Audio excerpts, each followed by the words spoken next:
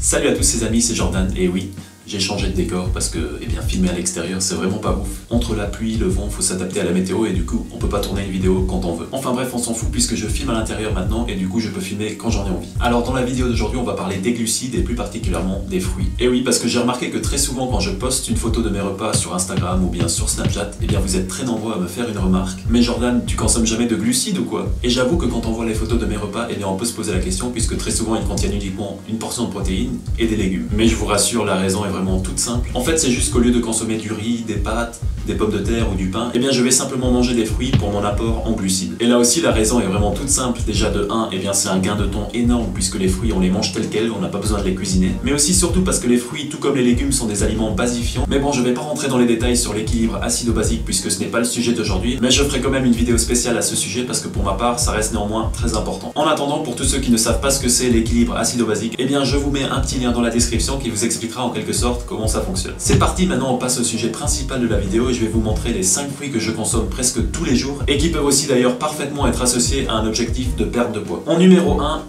la pastèque. Bon, je sais, celle-ci est un peu petite comparée à celle de la miniature, mais bon, elle pesait quand même plus de 13 kg, du coup, j'ai un peu la flemme d'aller la chercher. D'ailleurs, c'est plutôt dommage qu'on n'en trouve pas tout le long de l'année. Avec seulement 30 kcal au 100 g, la pastèque fait partie des fruits les moins caloriques. Et ça, c'est surtout parce qu'elle est constituée presque uniquement d'eau, de fibres et de minéraux. Du coup, c'est ce qui lui donne la capacité de nous rassasier sans forcément avoir peur d'avaler trop de calories. Et puis, il faut bien se l'avouer, en plein été, il n'y a rien de mieux qu'une bonne pastèque pour se rafraîchir. En numéro 2, on retrouve le pamplemousse. Le pamplemousse présente d'excellents avantages pour la santé puisqu'il fait partie des fruits riches en vitamine C. Mais surtout si vous souhaitez perdre du poids, je pense que le pamplemousse est le fruit le plus adapté. Et la raison est plutôt simple puisqu'il a la capacité de bloquer les enzymes qui interviennent dans le processus d'accumulation des graisses, il les bloque et il les élimine. Le pamplemousse fait aussi baisser le taux de glucose dans le sang et ça c'est génial puisque cette action fait diminuer le taux d'insuline. Et c'est là que ça devient intéressant puisque comme on l'a déjà vu dans d'autres vidéos, plus on va éviter de faire monter le taux d'insuline et plus le corps sera en mode déstockage des graisses. Et dans le cas contraire, si on a trop tendance à consommer de sucre avec des aliments à index glycémique haut,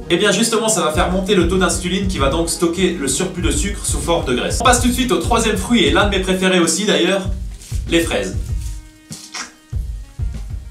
À condition de les consommer sans sucre ou sans chantilly ou encore sans les enrober de Nutella comme j'avais tendance à faire quand j'avais encore 25 kg en trop. Les fraises contiennent uniquement 30 kcal au 100 g et bien qu'elles soient sucrées au goût, elles font partie des fruits qui contiennent le moins de sucre. Les fraises ont aussi un pouvoir antioxydant et anti-inflammatoire très élevé, du coup c'est pas négligeable pour prévenir certaines maladies. Pour ma part, je consomme surtout les fraises le matin, je les mélange avec mes flocons d'avoine, du lait d'amande et une scoop de whey protéine à la vanille. Et franchement, je sais que je vous l'ai déjà dit, mais c'est un délice. On passe déjà au quatrième fruit, l'ananas. Alors ce fruit-là, il est très souvent associé au régime minceur, surtout chez les femmes, car apparemment il contient des enzymes telles que la bromélaïne qui auraient des effets diurétiques et anticellulites. Alors personnellement, je sais pas du tout si l'ananas est vraiment efficace contre la cellulite, mais ce qui est sûr en tout cas, c'est qu'il va aider notre corps à éliminer les liquides et à éviter la rétention d'eau en se débarrassant des toxines qui envahissent notre corps. Et donc de ce fait, nous perdons naturellement du poids, surtout dans les zones où la rétention d'eau a tendance à s'installer, comme les cuisses ou le ventre. Mais malheureusement, la plupart des bienfaits de l'ananas se trouvent justement dans la tige que la plupart d'entre nous ont tendance à retirer. Donc vous l'aurez compris, la prochaine fois que vous consommez de l'ananas, ne jetez pas le milieu pour profiter de tous ces bienfaits et favoriser l'élimination des graisses. On arrive déjà au cinquième et dernier fruit,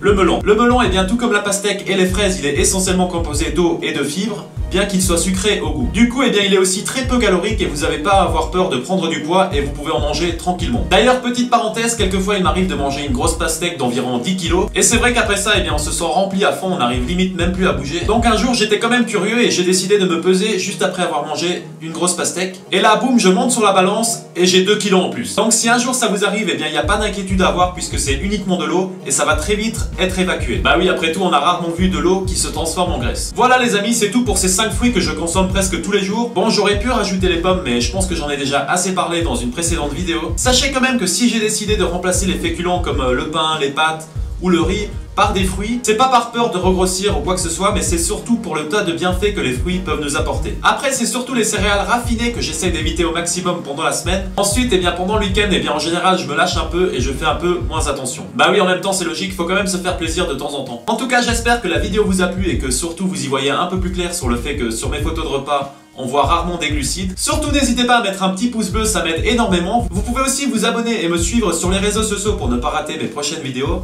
Moi je vous dis à la prochaine et surtout n'oubliez pas qu'il est jamais trop tard pour changer. Bye. So many times I didn't know which way to go. Seem like all my life I've been surrounded by lazy folks who just live their life no different from the day before. It was the same old song, so I turned